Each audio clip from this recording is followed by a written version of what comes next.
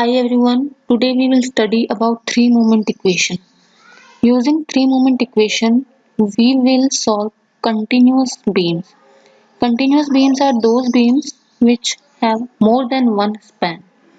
ठीक है, तो let us say this is a continuous beam. अब three-moment equation से हम we will solve this part of this beam in which two spans are there. This is a continuous beam. So we will see that how to solve using three-moment equation. So first of all, we will derive the three-moment equation for this continuous beam. Then we will solve some examples to see the application of this three-moment equation. Okay. So the equation of three-moment final equation is this. Okay. So we will see how it is derived. For this, consider a beam having three supports: left support, centre support and right support. अब left पर भी कोई ना कोई bending moment आ रहा है, centre पर भी कोई ना कोई बेंडिंग मोमेंट आ रहा है और राइट पर भी कोई ना कोई बेंडिंग मोमेंट आ रहा है और spans are subjected to some loading. तो उसके बाद में इसका बेंडिंग मोमेंट डायग्राम अगर बनाओगे तो बेंडिंग मोमेंट डायग्राम को हम दो पार्ट्स में डिवाइड कर सकते हैं। पहला part bending moment diagram due to applied loading only or considering the beam to be simply supported। मतलब कि अप्लाइड लोडिंग की वजह से जो भी बेंडिंग मोमेंट आ रहा है वो ड्रॉ करो और दूसरा बेंडिंग मोमेंट का पार्ट क्या होगा, bending moment due to end moments. जो भी सपोर्ट पर एंड मोमेंट्स आ रहा है उसकी वजह से जो भी बीएमडी बन रहा है वो। तो टोटल बीएमडी इस कंटिन्यूअस बीम का हम टू पार्ट्स में ड्रॉ कर सकते हैं। फर्स्ट पार्ट जिसमें सिर्फ आप लोडिंग को कंसिडर करोगे और एंड्स को सिंपली सपोर्टेड मानोगे, मतलब जीरो बेंडिंग मोमेंट कंसिडर किया, प्लस सेकंड पार्ट जिसमें लोडिंग हटा के जो भी एंड के बेंडिंग मोमेंट आ रहे हैं उसका बीएमडी बना दिया। तो ठीक है, ये दो बीएमडीज बन गए यहाँ पे। नेक्स्ट टास्क है हम अज्यूम करके चल रहे हैं कि सी जो सपोर्ट है उस पर जो भी टेंजेंट खींचोगे दैट इज हॉरिजॉन्टल। ठीक है, तो मोमेंट एरिया थ्योरम से हमें ये पता है कि किसी भी पॉइंट का अगर डिस्टेंस फाइंड आउट करना है from the tangent drawn at some other point, तो वो कैसे लोगे, you will take the moment of m upon ei diagram about that point of whose deflection we want to find out। ठीक है, जिस point का डिफ्लेक्शन आपको किसी दूसरे पॉइंट के टेंजेंट से चाहिए, आप m upon ei डायग्राम का मोमेंट लोगे उस पॉइंट के अबाउट जिसका डिफ्लेक्शन आपको चाहिए। ठीक है, तो it is required to derive a relation between ml, m at c and mr। This relationship is derived from the fact that the tangent to the elastic curve at C is horizontal। हम जो भी C पर tangent आएगा उसे horizontal मानेंगे। In other words, the joint C may be considered rigid। Thus, the compatibility equation can be written as theta C left plus theta C right बराबर 0। ठीक है, ये हमारी compatibility इक्वेशन होगी और इसी इक्वेशन से हम थ्री मोमेंट इक्वेशन डिराइव करेंगे। अब थीटा CL को हम लिख सकते हैं कि deflection of L from tangent drawn at C divided by length of L, मतलब कि perpendicular distance upon horizontal distance कर रहा है ये। अब deflection of L from tangent drawn at C moment area theorem से हम कैसे निकालेंगे, moment of m upon ei diagram between C and L and about L। L का हमें डिफ्लेक्शन चाहिए तो मोमेंट हम L के अबाउट ही लेंगे। अब m अपॉन ei डायग्राम हमारे पास दो हैं, एक तो लोडिंग की वजह से और एक एंड्स मोमेंट की वजह से। तो 1/LL को कॉमन ले लिया, लोडिंग की वजह से जो भी आ रहा है, suppose m upon ei diagram की लोडिंग की वजह से C और L पॉइंट आपका लेफ्ट स्पैन वाला है और लेफ्ट स्पैन का m अपॉन ei डायग्राम जो आ रहा है उसका एरिया AL मान लिया और उसका CG L से x बार L पर मानना है। ठीक है, सिमिलरली जो एंड सपोर्ट्स हैं एंड मोमेंट्स है उनके वजह से ये वाला कंसिडर करेंगे। तो इन इस m upon ai diagram into moment about l, m upon ai diagram का area into moment about l, तो ये al by ei into X bar L हो गया। तो हमारे पास पहला टर्म आ गया al by ei of left span into XL bar. दूसरा आप ये वाला डायग्राम कंसिडर करोगे, इसको आप दो पार्ट में डिवाइड कर लो, एक रेक्टेंगल और एक दूसरा ट्राइंगल। रेक्टेंगल का लोगे तो ml by ei into length of left span ll into ll by 2। तो ml by ei into ll by 2, this is the CG and this is the area। दूसरे ट्राइंगल का लोगे तो ट्राइंगल का area हो जाएगा half M C minus M L by E I into L L into C G का distance कितना हो जाएगा 2/3 इंटू एल एल। तो आपने यहाँ पे half M C minus M l divide by E I l into L L into 2/3 l l लिख दिया। ये आपको मिल गया moment of m upon ei diagram between c and l about l। ठीक है, उसको फर्दर सिंप्लीफाई करने पर ml की टर्म को कॉमन निकालने पर फाइनल थीटा cl आपका ये निकल के आता है। सिमिलरली थीटा cr अगर निकालना है तो क्या करेंगे हम, deflection of r from tangent drawn at c by l r that is perpendicular distance upon horizontal distance, ये क्या हो जाएगा, this is the moment of m upon ai diagram between c and r and moment taken about the point r of whose deflection I want to find out.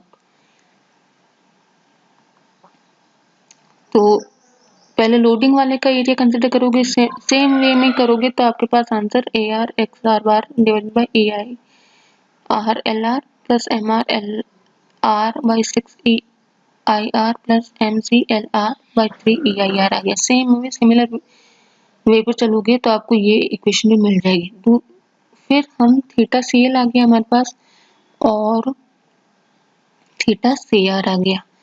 उसके बाद में we will put these expressions into the compatibility equation, that is theta cl plus theta cr। तो final इसको theta cl plus theta cr बराबर 0 किया, उसको final simplify करने पर moment left into length left and I left plus twice of moment centre into left length upon left I plus left length right length upon right I plus M r by left length right upon I right plus 6 AL XL bar upon IL LL plus 6 AR XR bar upon IR LR बराबर 0। इसमें ML है moment and support, left वाले and support पर जो moment है वो ML हो गया। LL है लेफ्ट स्पैन की जो लेंथ है, IL है moment of inertia of the left span, MC है moment at the centre support, length LL है लेफ्ट स्पैन की लेंथ, लेफ्ट स्पैन का moment of inertia, right span की length right moment of inertia, MR है right support पर जो bending moment आ रहा है वो, length at the right length of the right span moment of inertia of the right span, AL है जो लोडिंग की वजह से BMD बन रहा था, considering the supports to be simply supported, उसका एरिया एक्सएल बार है उस BMD का centroidal distance from the left support. Similarly AR है राइट वाले स्पैन पर जो बेंडिंग मोमेंट बन रहा था अप्लाइड लोडिंग की वजह से, उसका एरिया, और XR बार है centroidal distance from the right and. अब अगर दोनों स्पैन्स का EI सेम है या कांस्टेंट है तो आप EI टर्म्स को हटा सकते हो, फाइनल ये एक्सप्रेशन आ सकता है आपके पास। और इसके बाद भी तो ये आपके 3 मोमेंट इक्वेशन हो गई। ठीक है, इसको यूज करते हुए we will see some examples, उससे ज्यादा क्लियर होएगा। एक छोटा सा बात ध्यान में रखना, कोई भी अगर ट्रायंगुलर लोडिंग ट्रायंगुलर शेप बन रहा है, A और B डिस्टेंस दे दिया तो इसका सी जी जहाँ पर भी होगा उसका लेफ्ट से जो डिस्टेंस होगा वो हो जाएगा a plus L by three और राइट से हो जाएगा b plus L by three. ठीक है, इक्वेशन सॉल्व करते हैं इससे। एक कंटिन्यूअस बीम दे रखी है which is having more than one span, a loading P of 120 kilo Newton and W of 40 kilo Newton पर मीटर इज गिवन। ये 3 मीटर का स्पैन, ये 3 मीटर का स्पैन। ठीक है, अब इसको कह रहे हैं we will analyze this continuous beam using three moment equation। ये आपकी स्टैटिकली इनडिटर्मिनेट बीम है, इसकी ds हो जाएगी 4 माइनस 3 दैट इज 1। तो हमें एक एक्स्ट्रा इक्वेशन चाहिए, वो एक्स्ट्रा इक्वेशन हमें थ्री मोमेंट इक्वेशन से मिलेगी और उससे हम जो एक्स्ट्रा रिएक्शन है वो कैलकुलेट करेंगे और बाकी जो बचे हुए रिएक्शंस है we will calculate those reactions using equations of static equilibrium. तो ठीक है, स्टार्ट करें इसको। आई यहाँ पे कांस्टेंट दे रखा है तो हमारे पास थ्री मोमेंट की इक्वेशन ये होती है कि लेफ्ट वाला बेंडिंग मोमेंट इनटू लेफ्ट वाली length plus twice bending moment at the centre, left length plus left right length plus right वाला bending moment into right length plus 6 AL XL bar upon LL plus 6 AR XL bar upon LR बराबर 0। अब इसमें हमें left वाले और centre और right वाले पर बेंडिंग मोमेंट कितना है, तीन।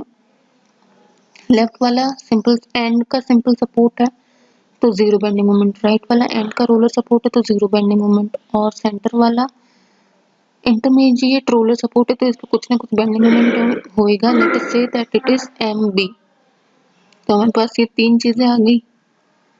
उसके बाद में लेफ्ट लेंथ कितने देर की है, टोटल 3 मीटर।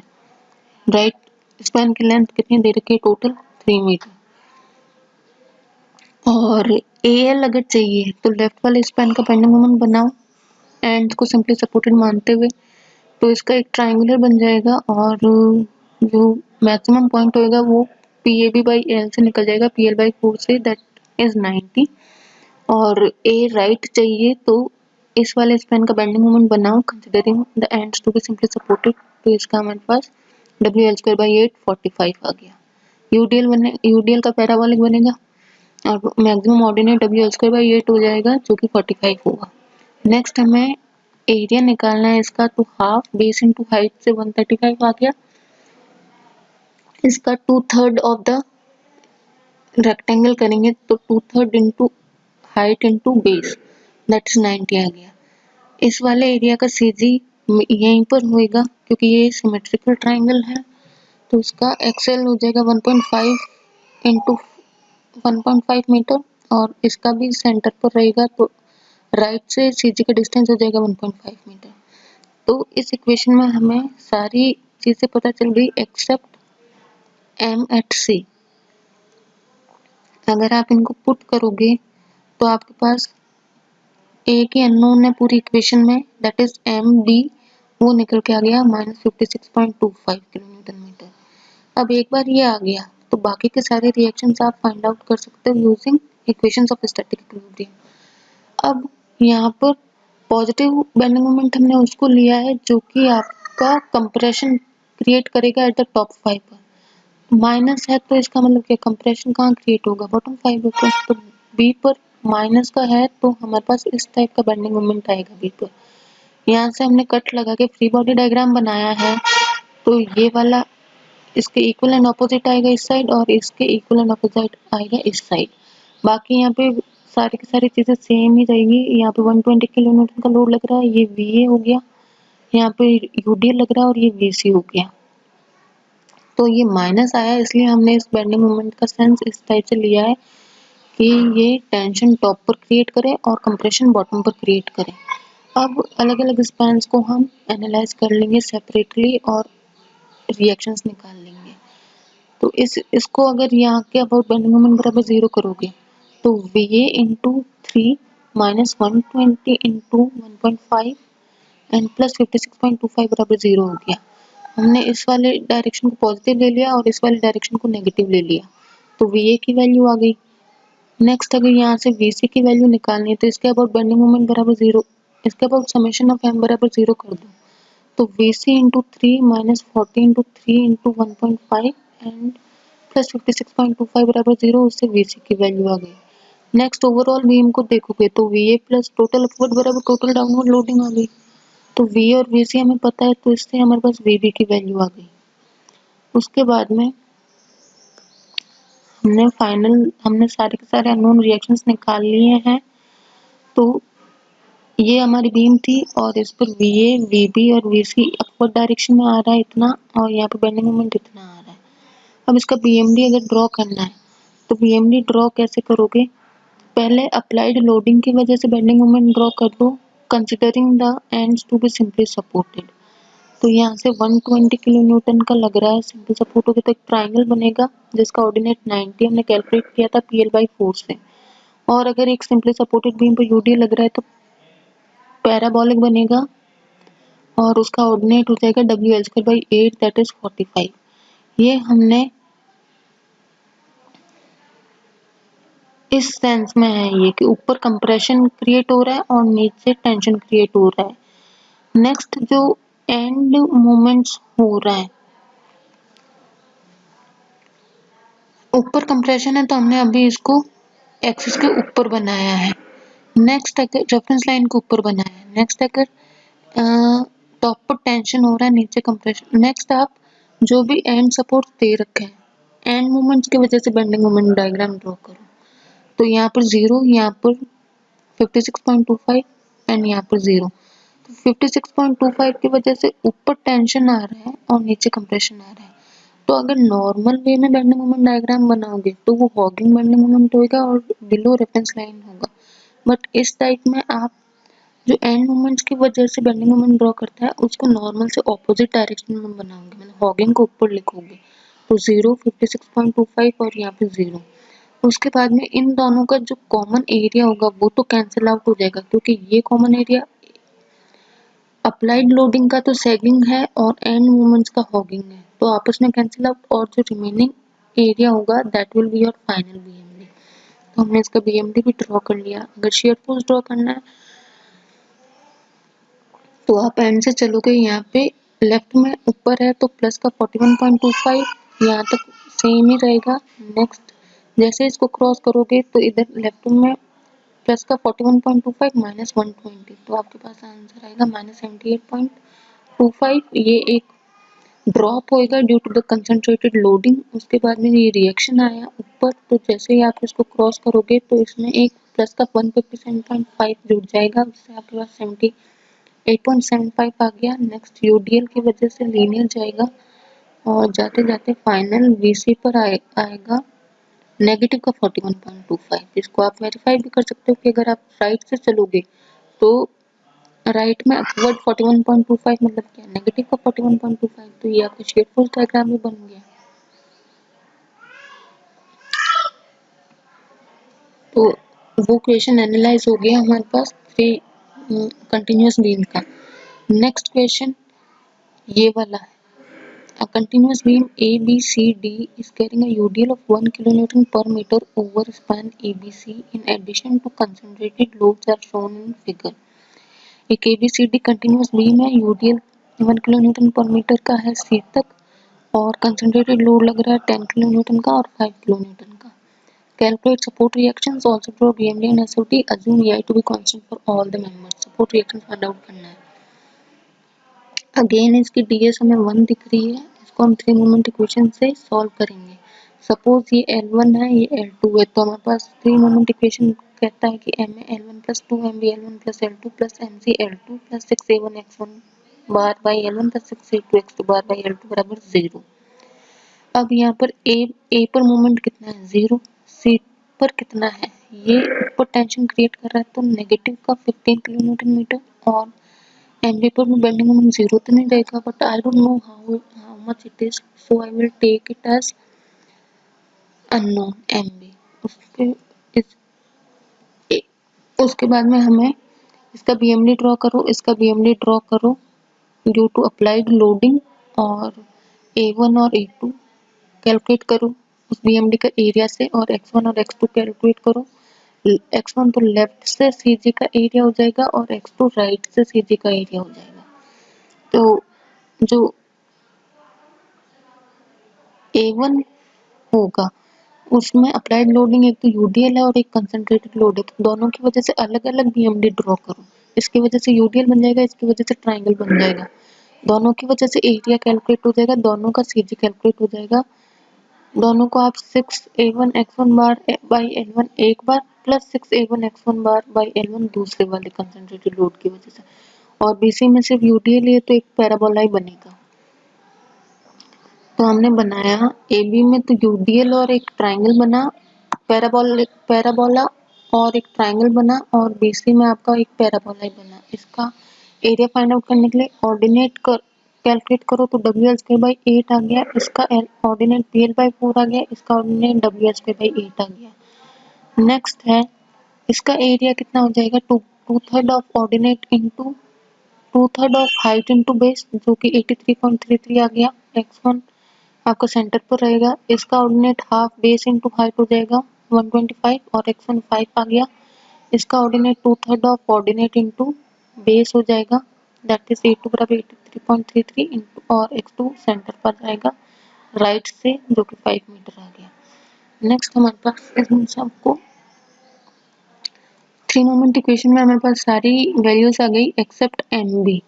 तो आपके पास इक्वेशन में सिर्फ एक ही अननोन है MB, सॉल्व करने पर आपको MB की वैल्यू मिल जाएगी।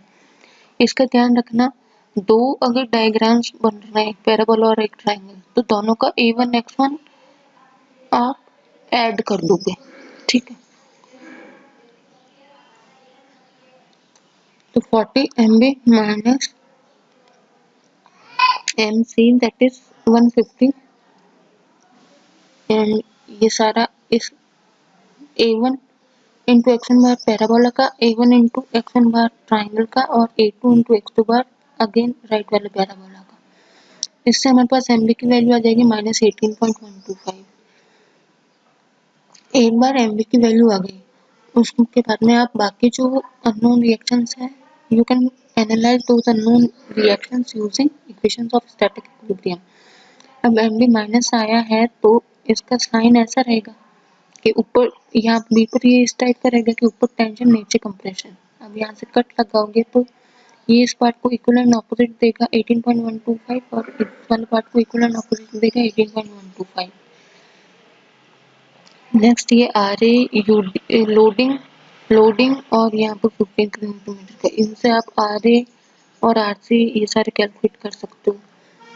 कैसे, AB को अगर देखोगे तो इसके अबाउट समेशन M बराबर 0 करोगे तो RA इंटू 10 माइनस, क्योंकि ये और ये ऑपोजिट डायरेक्शन में, अगर इस डायरेक्शन में प्लस ले रहे हो तो इस डायरेक्शन में नेगेटिव ले लो, तो RA into 10 minus 10 into 5 concentrated load की वजह से, माइनस 1 इंटू 10 इंटू 5 यूडीएल की वजह से, प्लस 18.125 बराबर 0 कर दिया। तो RA की वैल्यू आ गई आपके पास 8 प्लस 8.1875, मतलब कि अपवर्ड डायरेक्शन में। RBL की वैल्यू अगर फाइंड, मतलब कि RBL लेफ्ट डिनोट कर रहा है, उसकी फाइंड आउट करना है, तो टोटल डाउनवर्ड में से टोटल अपवर्ड माइनस कर दो, तो RBL की वैल्यू भी आ गई। सिमिलरली आपको RC की वैल्यू मिल जाएगी by doing summation of MB बराबर 0, तो RC into 10 minus 15 minus 1 into 10 into 5 and plus 18.125 बराबर 0 किया, तो उससे आपके पास RC की वैल्यू आ गई। RC की वैल्यू निकालती R की वैल्यू आ जाएगी 10 माइनस RC करके, तो RB की वैल्यू आ गई RBL plus RBR that is 17.125 kilo Newton total. तो हमने सारे के सारे अननोन रिएक्शंस फाइंड आउट कर लिए हैं। यहाँ पे RA की वैल्यू अपवर्ड इतनी है, RB की इतनी है, RC की इतनी है और MB इतना है। अब शेयर फोर्स डायग्राम ड्रॉ करना है, तो लेफ्ट से चलो, लेफ्ट में अपवर्ड है तो पॉजिटिव का 8.1875, यूडीएल है तो डिक्रीज हो रहा है, और यहाँ पर होते होते इस पॉइंट के ई पॉइंट के लेफ्ट में देखोगे तो अपवर्ड 8.1875 है और डाउनवर्ड 1 इंटू 5 है, तो 8 प्लस 8.1875 माइनस 5, तो उससे 3.1875 आ गया। नेक्स्ट चलोगे तो 10 किलोमीटर का नीचे, तो आपका 6.8125 डाउन में आ जाएगा। इसमें से 10 माइनस करोगे तो -6.8125, तो ये नीचे आएगा। उसके बाद में अगेन यूडीएल जा रहा है, यहाँ पहुँचते पहुँचते 5 किलो न्यूटन का यूडीएल आ गया नीचे। तो इसमें आप 5 और जोड़ दोगे नेगेटिव का, तो ये हो गया। अगर जैसे इसको क्रॉस किया तो अपवर्ड 17.125 है, तो -11.8125 प्लस 17.125 तो प्लस 5.3125 आ गया। नेक्स्ट यूडीएल है,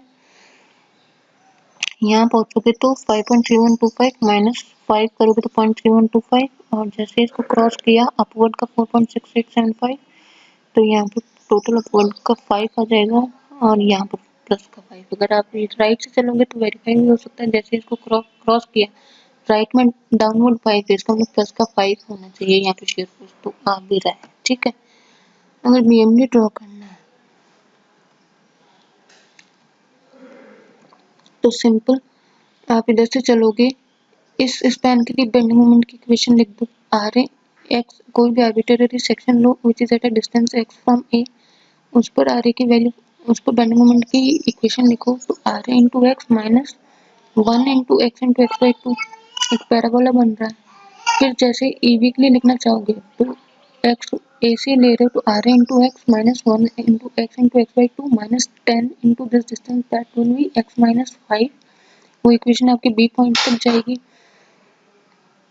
नेक्स्ट अगर यहाँ लिखना है तो आर ए एक्स, अगर ए से ले रहे हो तो R A into x minus 1 into X by 2 minus 10 into x minus 5 and plus R B into x minus 10। तो ये पॉइंट पूरे सी के लिए।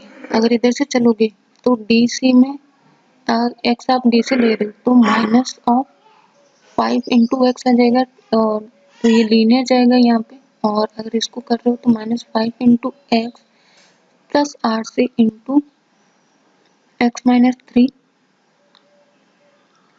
And minus 1 into x minus 3 का होल स्क्वायर बाई 2 हो जाएगा। तो इस तरीके से बेंडिंग मोमेंट की इक्वेशन लिखो हर एक स्पैन में।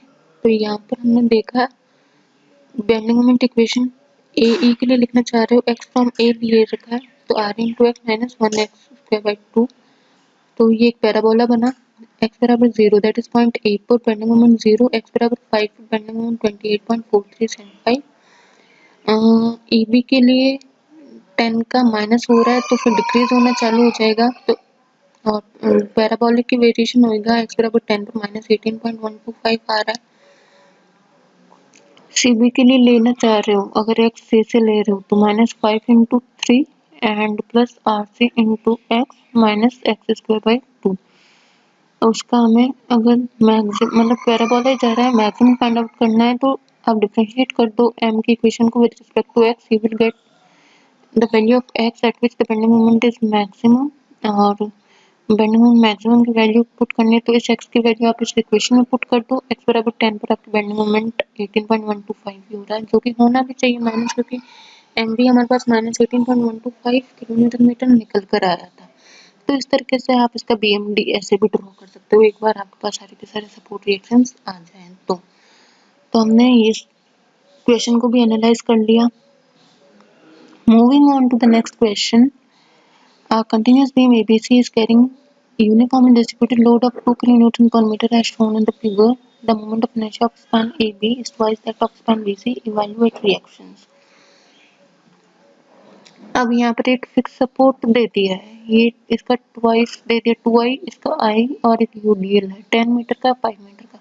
अब इसमें डिफरेंस क्या हुआ, इसमें यहाँ पर एक फिक्स सपोर्ट दे दिया है, ये डिफरेंस है। अब बेंडिंग 3 मोमेंट इक्वेशन लिखेंगे तो moment at the right support तो 0 रहेगा, but moment at left support और मोमेंट एट सेंटर सपोर्ट 0 नहीं है, क्योंकि यहाँ पे फिक्स सपोर्ट है इसका। और A of left end area left end area right भी हमारे पास निकल जाएगा। यूडीएल अगर सिंपली सपोर्टेड बीम पर पड़ा रहता है तो पैराबोला बनाओ और उसका एरिया निकल सकता है, उसका सीजी भी निकल सकता है। तो 3 मोमेंट की जो इक्वेशन होगी उसमें 2 अननोन हो जाएंगे, moment at A and moment at B. अब 2 अननोन है तो उसके लिए हम एक इक्वेशन से तो वो सॉल्व होंगे नहीं, तो उसके लिए हम 3 मोमेंट इक्वेशन को 2 बार लगाएंगे। 2 बार लगाने के लिए हमारे पास कैसे लगाएंगे, देखो ये फिक्स सपोर्ट है, इसका मतलब कि यहाँ पर जो भी टेंजेंट खींचोगे वो हॉरिजॉन्टल है। तो हम इसके लिए एक इमेजिनरी स्पैन बनाएंगे, इस साइड ए डैश बनाएंगे और उसका मोमेंट ऑफ इनर्शिया बहुत ज़्यादा रखेंगे कि वो कोई डिफ्लेक्शन ही ना है। अगर मोमेंट ऑफ इनर्शिया बहुत ज़्यादा रिजिड ही है एक तरीके से, मान लो आई बराबर इन्फिनिटी लेकर चलेंगे, मोमेंट ऑफ इनर्शिया इनफाइनाइट लेकर चलेंगे कि बहुत हाई है, तो वो इस सिचुएशन को रिप्रेजेंट कर देगा। कैसे? क्योंकि अगर इधर आपके पास बहुत रिजिड स्पैन रहा तो ऑटोमेटिकली जो पॉइंट ए पर है वहाँ का टेंजेंट हॉरिजॉन्टल रहेगा, तो हम इस फिक्स सपोर्ट को रिप्लेस करेंगे एक आर्बिट्रेरी, इसको तो सिंपल सपोर्ट बनाएंगे और यहाँ पर एक आर्बिट्रेरी स्पैन लगाएंगे of infinite moment of inertia कि बहुत ज़्यादा रिजिड है, तो यहाँ का कोई इलास्टिक कर्व नहीं बनेगा, रिजिड है तो कैसे डिफ्लेक्ट होगा ही नहीं, और यहाँ का जो टेंजेंट होगा वो भी हॉरिजॉन्टल होगा। तो ये हमारे उसी सिचुएशन का एनालॉगस है कि यहाँ पर फिक्स सपोर्ट है। फिक्स सपोर्ट को हटाओ, यहाँ पर सिंपल सपोर्ट बनाओ और यहाँ पर आप एक स्पैन लगा दो इनफाइनाइट मोमेंट ऑफ इनर्शिया का। उसके बाद थ्री मोमेंट इक्वेशन आप एक बार इन दोनों स्पैन पर लगाओ और एक बार इन दोनों स्पैन पर लगाओ, तो हमारे पास इसमें आई बराबर इंफिनिटी है तो एम ए डैश का कोई मतलब नहीं रहेगा, वो टर्म जीरो ही हो जाएगा। तो इस वाली में इक्वेशन में दो अननोन रहेंगे एम ए और एम बी, और इस वाले इन दोनों स्पैन पर जब लगाओगे तो अगेन दो अननोन रहेंगे एम ए और एम बी, क्योंकि यहाँ पर जीरो रहेगा। तो दो इक्वेशन और दो अननोन तो हम सॉल्व कर सकते हैं। तो ठीक है, आपने यहाँ पे आई बराबर इंफिनिटी से इसको रिप्लेस कर दिया और थ्री मोमेंट इक्वेशन लगा रहे। थ्री मोमेंट इक्वेशन हमारे पास ये होती है M L L L by I L plus two M C L L by I L plus L R by I R plus M R L R by I R plus six A L x L bar I L L plus six A R x L bar I R L R बराबर zero. इसको आप याद कर लीजिए।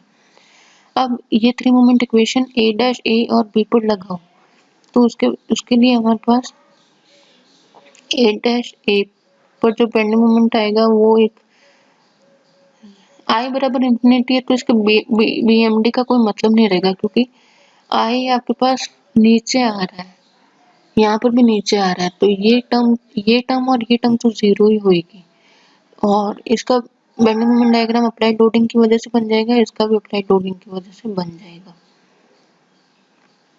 तो start करें। Left वाला M L dash into L L by I, तो यहाँ पर इंफिनिटी है, तो ये सब निकालने का एम ए डैश और ए एल डैश निकालने का कोई मतलब नहीं रहेगा यहाँ पे, क्योंकि ये इंफिनिटी है, यहाँ पे जीरो नहीं है, बट ये नीचे इंफिनिटी है तो टोटल टर्म जीरो हो जाएगी। Plus twice of centre support, centre support इस वाले स्पैन के लिए ए वाला है M A L L upon I L plus 10 upon I R plus right support का M into L R upon I R plus यहाँ पर A L plus A R निकालने के लिए इसका ऑर्डिनेट निकालो डब्ल्यू एल स्क्वायर बाई 8 से, और एरिया कितना हो जाएगा 2/3 ऑफ बेस इंटू हाइट, और सी जी हो जाएगा इसका सेंट्रल डिस्टेंस पर, दैट इज 5 बराबर जीरो करा। उसके बाद में आपके पास जो अननोन है ये term zero unknown M A और एम बी आ गई, एक इक्वेशन बन गई। दूसरी इक्वेशन मिलेगी आपको थ्री मोमेंट इक्वेशन इस वाले स्पैन पर ए बी सी स्पैन पर लगाऊं, तो एम ए एम बी और एम सी की वैल्यू तो जीरो, और यहाँ का ए एल भी फाइंड आउट हो जाएगा, यहाँ का ए एल भी फाइंड आउट हो जाएगा, यहाँ से सेंट्रोइडल डिस्टेंस, यहाँ से सेंट्रोइडल डिस्टेंस फाइंड आउट सब हो जाएंगे। उस इक्वेशन में दो अननोन रहेंगे एम ए और एम बी, तो एम ए एम बी के टर्म्स में हमें एक और इक्वेशन मिल जाएगी एम ए लेफ्ट स्पैन और अपॉन लेफ्ट वाले स्पैन का जो भी आई है प्लस ट्वाइस ऑफ सेंटर वाले पर जो बेंडिंग मोमेंट है, लेफ्ट वाला राइट वाला प्लस राइट वाला प्लस 6a लेफ्ट और यहाँ पर 6a राइट, ये सारे में आप इक्वेशन पुट करोगे तो आपको एक और इक्वेशन मिल गई एम और एम बी के टर्म्स में। इन दोनों को सॉल्व करोगे तो एम और एम बी फाइंड आउट हो गया। एक बार एम और एम बी फाइंड आउट हो गया तो बाकी के सारे रिएक्शन हम स्टैटिक इक्विलिब्रियम की इक्वेशन से निकाल लेंगे। एम ए की वैल्यू -37.5 है तो ये इस वाले सेंस में लिखोगे, एम बी की वैल्यू -6.25 है तो यहाँ पर ये इस सेंस में आ जाएगा। बाकी unknowns R A R B L R B R R C R है, इनको हम स्टैटिक इक्वेशन से फाइंड आउट करें तो आर ए निकालने के लिए यहाँ पे समेशन m बराबर 0 कर दो, तो R A into 10 minus 37.5 minus 2 into 10 into 5 plus 6.5 बराबर 0, तो आर ए की वैल्यू आ गई। आर बी एल निकालना है तो टोटल डाउन में से टोटल ऑफ माइनस कर दो। सिमिलरली स्पैन बी सी के लिए अगर निकालना चाहते हो तो R C into 5 minus 2 into 5 into 5 by 2 plus 6.25 बराबर 0, तो आर सी की वैल्यू आ गई आपके पास। अपवर्ड आर की वैल्यू निकालने के लिए टोटल डाउनवर्ड में से आर से माइनस कर दोगे तो आर की वैल्यू आ गई। आर बी टोटल कितना हो जाएगा, R B L plus R B R दोनों सपोर्ट, क्योंकि दोनों बी पर ही तो है तो दोनों का समेशन आर बी हो जाएगा। एक बार आपके पास ये सारे अननोन्स आ गए, ये आपकी गिवन बीम थी, यहाँ पे बेंडिंग मोमेंट आ गया, यहाँ पर रिएक्शन सारे आर बी आर से आ गए, यहाँ पर भी बेंडिंग मोमेंट आ गया। नेक्स्ट शेयर फोर्स और बेंडिंग मोमेंट डायग्राम ड्रॉ करना बहुत ईजी है। शेयर फोर्स ड्रॉ करना चाहते हो तो लेफ्ट से चलो, लेफ्ट में अपवर्ड 13.125 तो प्लस का, और यूडीएल है तो नीचे जाएगा, और करते करते यहाँ पहुंचोगे तो लेफ्ट में ऊपर 13.125 है और नीचे 2 इंटू 10 है, तो 13.125 माइनस 20 करोगे तो ये आ गया। नेक्स्ट ऐसे क्रॉस करोगे तो ऊपर 13.125 आर भी जा रहा है, तो ये प्लस 6.25 पहुंच गया, यूडीएल है। और यहाँ पर सी के जस्ट लेफ्ट में देखोगे तो 6.25 में से माइनस 2 इंटू 5 माइनस 10 कर दोगे तो 3.75 माइनस का आ गया। तो और वो होना भी चाहिए, क्योंकि अगर राइट से वेरीफाई कर दो, राइट से चलोगे तो आपको क्या दिख रहा है, अपवर्ड 3.75 किलो न्यूटन, तो राइट में अपवर्ड शेयर फोर्स है तो वो नेगेटिव शेयर फोर्स हो जाएगी, तो वो हो भी रही है। ठीक है, बेंडिंग मोमेंट ड्रॉ करने के लिए हम इसका सिंपली सपोर्टेड वाला बना लेंगे और उसके बाद में सुपर इम्पोज कर देंगे एंड मोमेंट्स को। सिंपली सपोर्टेड वाले में सैगिंग ऊपर रहेगा और हॉगिंग नीचे रहेगा, और जो एंड मोमेंट्स है उसमें हॉगिंग ऊपर रहेगा और सैगिंग नीचे रहेगा। तो ए बी में यूडीएल है तो दोनों में यूडीएल है, ए बी और बी सी में अगर सिंपल सपोर्ट मानने हैं अप्लाइड लोड, तो यूडीएल की वजह से सैगिंग आ रहा है तो उसको ऊपर लिख दिया, यहाँ पे पैराबोला बना दिया और इसको भी ऊपर पैराबोला बना दिया। एंड सपोर्ट की वजह से यहाँ पर 37.25 का हॉगिंग है और यहाँ पे 6.25 का हॉगिंग है, तो ये हॉगिंग ही बनेगा, हॉगिंग बनेगा तो ऊपर ही बनेगा, और यहाँ पर 0 है।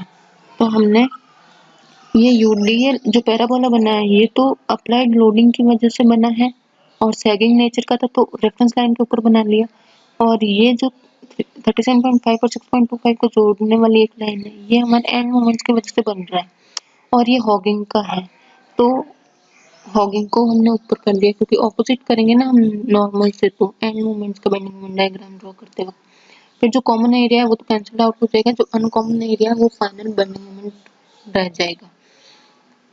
तो यहाँ पर हॉगिंग नेचर का रहा, यहाँ पर सैगिंग का रहा, यहाँ पर हॉगिंग का रहा, जिसका ऑर्डिनेट ऊपर है उसी का रहा, यहाँ पर सैगिंग वाले का ऊपर है तो ये सैगिंग का ही रहा। ये निकालना है तो टोटल W²/8 में से ये माइनस कर दो, ये कितना हो जाएगा, this ordinate plus this ordinate divided by 2, और सिमिलरली ये भी ऑर्डिनेट आप निकाल सकते हो, टोटल पैराबोला का ऑर्डिनेट में से ये ट्राइंगल वाला ऑर्डिनेट माइनस करोगे। इस तरीके से हमने इसका बीएमडी भी ड्रॉ कर दिया। तो इस वाले लेक्चर में हमने देखा कि how to analyse the continuous beams using 3 moment equations. Okay.